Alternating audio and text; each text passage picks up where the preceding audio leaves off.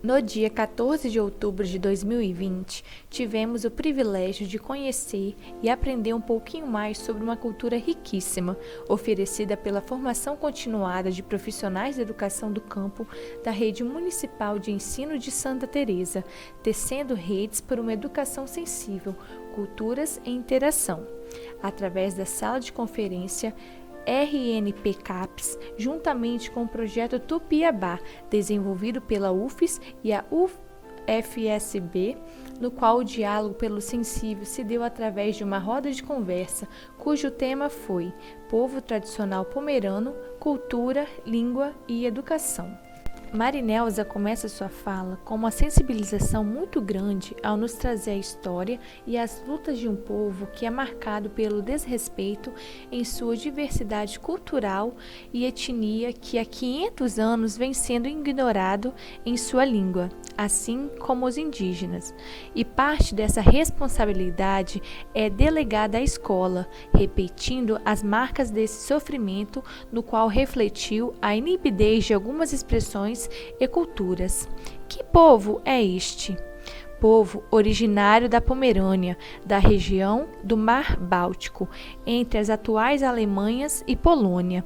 Um povo que não tem mais pátria-mãe, que foi usurpada por guerras e por conflitos, mas um povo que mantém seus valores, suas tradições trazidas pelos seus antepassados, que vieram da Europa para o Brasil em busca de melhores condições de vida. Por que esse povo sai da Europa e vem para o Brasil? Ao iniciar nosso bate-papo, o professor e mediador Erineu Foester, do Programa da Educação do Campo da UFES e Linguagem, Culturas e Educação, nos apresentou a professora mestra Edneia Queller, formada em História e Pedagogia, atuando como coordenadora escolar na Rede Municipal de Santa Maria de Jetibá. A professora Marinelza Plaster, exercendo o cargo de secretária da Cultura e Turismo e contadora de História da Cultura Pomerana no município de Santa Maria de Jetibá. E para encerrar as apresentações, o professor Jorge Kister Jacob, aposentado, ex-secretário da Educação e Cultura do município de Vila Pavão, representante da cultura pomerana, grupos folclóricos, festas italianas, pomeranas e afros, e autor de diversos livros.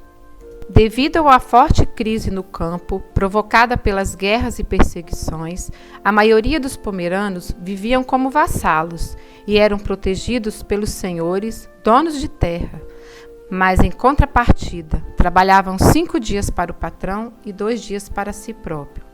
Em 1857, houve a ideia de trazer para o Brasil os imigrantes, que se realizara em 1859. A chegada deles é um grande choque cultural, pois receberam como primeiro alimento um punhado de farinha, um pouco de feijão, carne de sol e algumas bananas, e assim, o pouco que receberam foram mandado a mata adentro, seguindo pelas terras frias de Santa Maria, Santa Leopoldina e Vila Jetibá, onde encontraram apenas a mata virgem. Não tiveram casas. Dentro das matas, procuraram as árvores de carvalhos brancos e folhas de coqueiros exuberantes para tornaram suas habitações. As primeiras crianças pomeranas, nascidas no Brasil, nasceram debaixo dessas árvores e, depois de um tempo, ergueram choupanas e casas e pau a pique. Somente no ano de 1970 foram construídas as casas pomeranas, nas cores azul e branco, relembrando a terra natal e a saudade que tinham de lá. O povo pomerano é um povo essencialmente camponês. Precisa da terra para viver e trabalhar, e quando lhe foi feita a promessa de terra, seguir o caminho e aqui aportaram, porque a terra é algo seguro e de sobrevivência. A construção da escola foi a primeira atitude coletiva em terras brasileiras, pois ela é algo primordial na vida dos pomeranos. Esses são essencialmente luteranos e, conforme os ensinamentos de Lutero, é necessário saber ler a Bíblia para saber praticar a sua fé. já que a fé e a educação sempre caminharam juntas. As escolas comunitárias foram criadas desde o início da imigração no Brasil. O ensino era realizado nas casas das pessoas da comunidade para transmitir conhecimento aos filhos dos pomeranos, se tratando a respeito das matérias de ensino religioso, aritmética, conhecimentos gerais e língua alemã. Naquela época, no estado do Espírito Santo, a educação oficial não chegava à zona rural. Mesmo com o processo de proibição da língua alemã, eles resistiram. A partir de 1930, a língua alemã foi proibida e a língua pomerana começou a ser confundida com o alemão.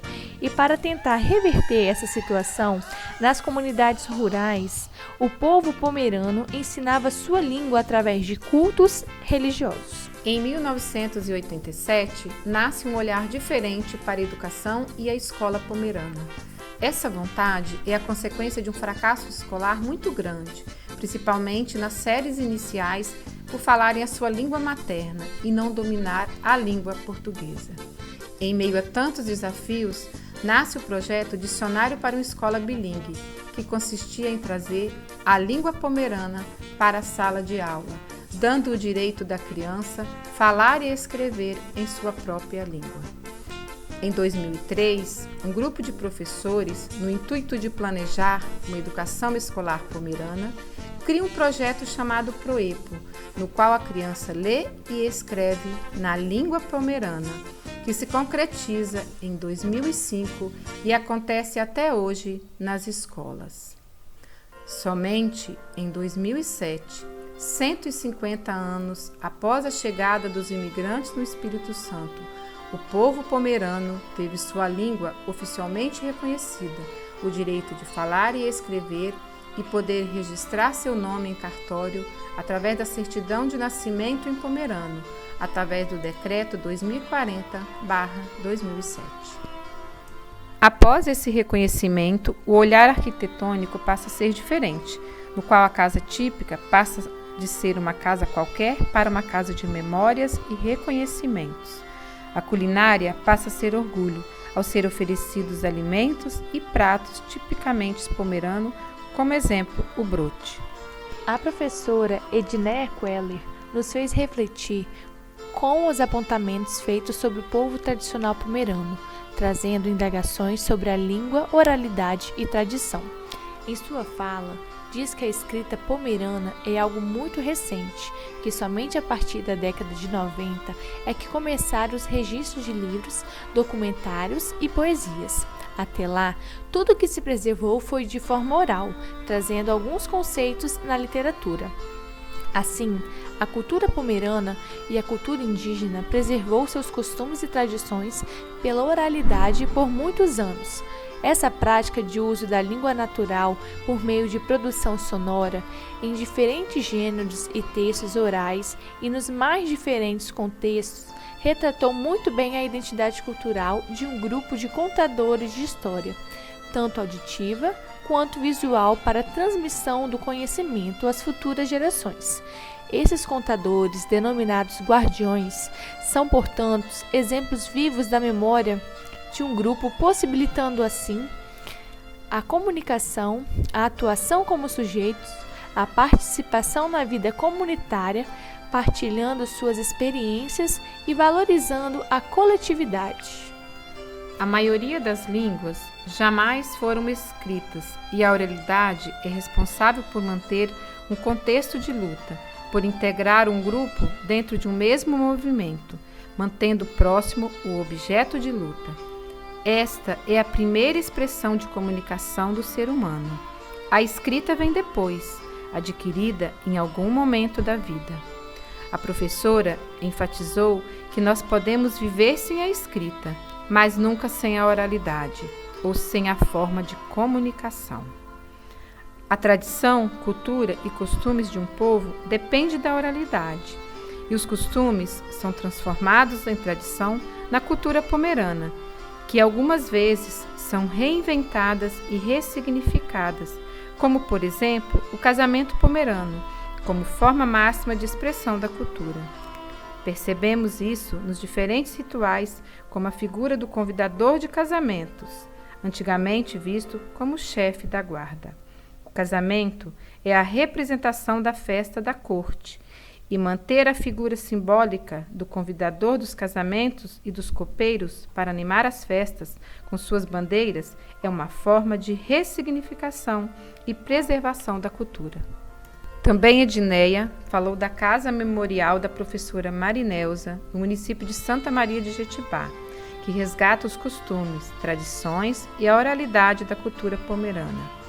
Como guardiã, ela guarda histórias vividas por grupos colecionadores de objetos, através de crenças, curas, bordados e preservação da história e da literatura oral. Os objetos são eminentemente seus símbolos e contêm a trajetória e a afetividade do grupo, de um povo que, por meio de fotos, filmes, móveis, pertences pessoais, etc., traz nesses objetos um bom exemplo do que Pierre Nora consagrou em seu método como a designação de lugares da memória. E assim ela encerra sua fala mencionando os professores, promotores da educação, os que mudam a realidade e faz a diferença em sua comunidade local, assim como fez a professora Marineusa, que nos deixa um belo exemplo e um legado a ser seguido. E finalizando, o professor Irineu nos traz várias provocações de juntos pensarmos em um lugar que temos que ocupar no mundo neste momento, conquistando uma nova história. História essa que se faz cuidando da memória e dialogando com as nossas culturas, quando nos vemos como sujeitos protagonistas capazes de reacender lutas que se perderam.